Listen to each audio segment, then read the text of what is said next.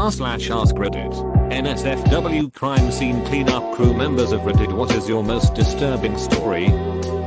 I heard a story of a guy who cleans up bodies from people jumping in front of trains. In this one case they found a body with no head, and couldn't for the life of them find the rest of it. In the autopsy room they saw a tuft of hair coming out of where the head should be, and realized he hit the train head on and his head had caved into his chest through his neck. Not a cleanup crew, but a tender scenes. An old gentleman had died in the bath. The top half of his body was all swollen and puffy, whereas his legs and lower torso and almost melted away. Essentially created a horrendous soup/casserole mix in the bath. The coroners had to sift through the bath to find his liver, which had come out. During the piece of shit at mortem autopsy, his testicles were so swollen they had to brattle just to drain out all the liquid. I just hate the smell. It seems to stick on your clothes. You come back into the office and everyone can smell it on you. The smell sticking to you. I remember reading an article about a hospital orderly that got busted for necrophilia. His wife turned him in on suspicion cause he'd come home smelling gross. Not my experience, but a friend of the family who was a first responder. A teenage couple, boy and girl, were driving upwards of 100 miles per hour down a country road in Wisconsin at night. The male was driving and was wearing a seatbelt. The female was the passenger and was not wearing a seatbelt. The driver lost control and slammed into a tree. Our friend arrived first on the scene and found the teenage female had been thrown through the windshield and was in many pieces in the branches of the tree. The teenage male driver, who was seat belted in, was found nearly completely decapitated from his head to his body, with only a strip of neck flesh keeping his head attached. He had been driving so fast that the impact caused his seat belt across his chest to nearly slice his head from his body. Edit. For those asking, this would have happened in the early 2000s in southeast Wisconsin, Kenosha or Walworth County. This was not the wreck that happened in 2013 that many of you have asked about. My dad's friend is a cop who works a rural area and loves to tell my dad about the ducked up stuff he's come across. One of them being the time he was sent to a call of a large group of people crying and coughing in an apartment. He gets there, and it's a large group of family members there cleaning up the shotgun suicide of a relative. That's when I learned that it's sometimes up to the family of the departed to clean up after the death, and it's not always people in hazmat suits. Unfortunately, it's the majority of the time.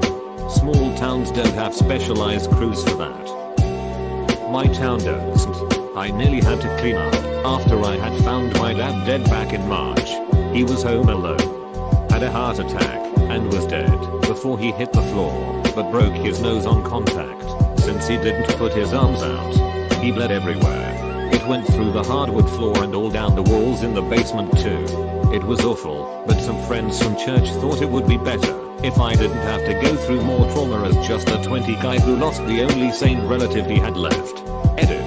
So I've been away from Reddit trying to finish up my mountain of schoolwork. I'm taking 22 credits, and I came back to more encouragement and the brilliant people of Reddit flooding my notifications.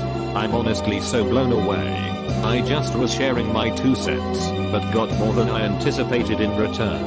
My trauma sadly isn't too uncommon among people, since we live in such a broken world. I'm blessed with a good support network, and have sought out counseling since to help process that, as well as the abuse I suffered from as a child, and that I sat alone with my grandfather as he died on New Year's 2009. I cannot say how much counseling can and will help, if you are willing.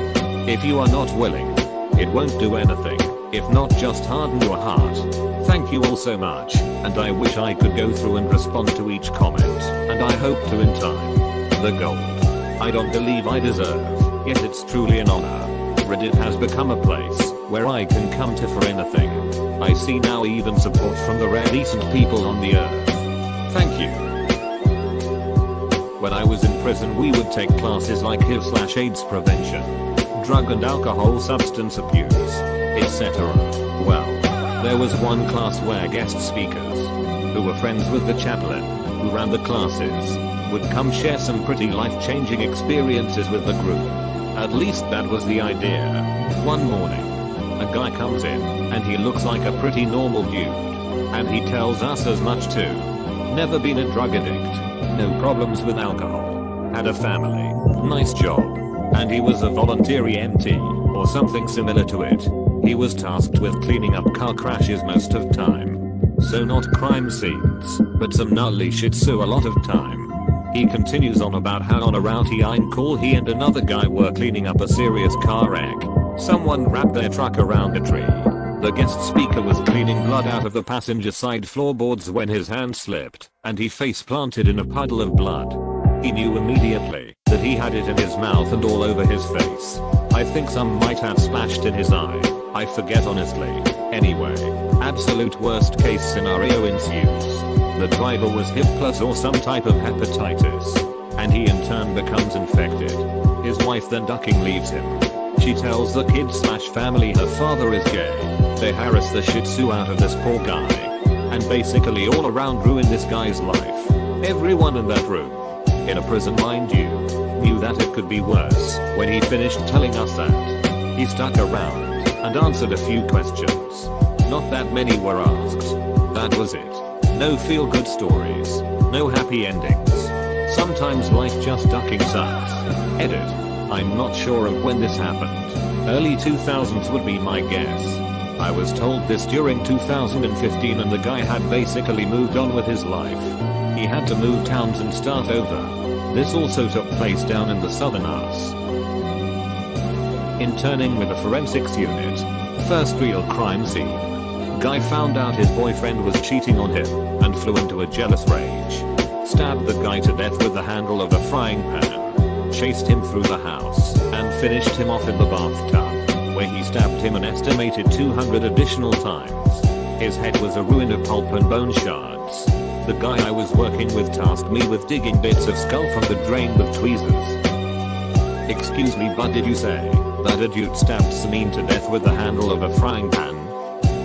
I'm more startled by the fact that he stabbed him more than 200 times. That sounds singularly exhausting.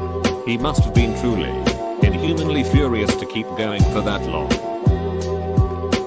To start off, this isn't my job, but I can tell you for absolute certainty, I wouldn't ever do it. My best friend and I just happened to be lucky enough to grow up together. When we were 18 we were both about to go our separate ways. I was joining the Marines. He was attending university. However, right before my ship date he surprised me by dropping out and coming along. I wish he never had. When we got out we both seemed okay. He was his usual self. We both had hard times and confided in each other, but other than that, totally normal. One day he begged me to go see a movie with him.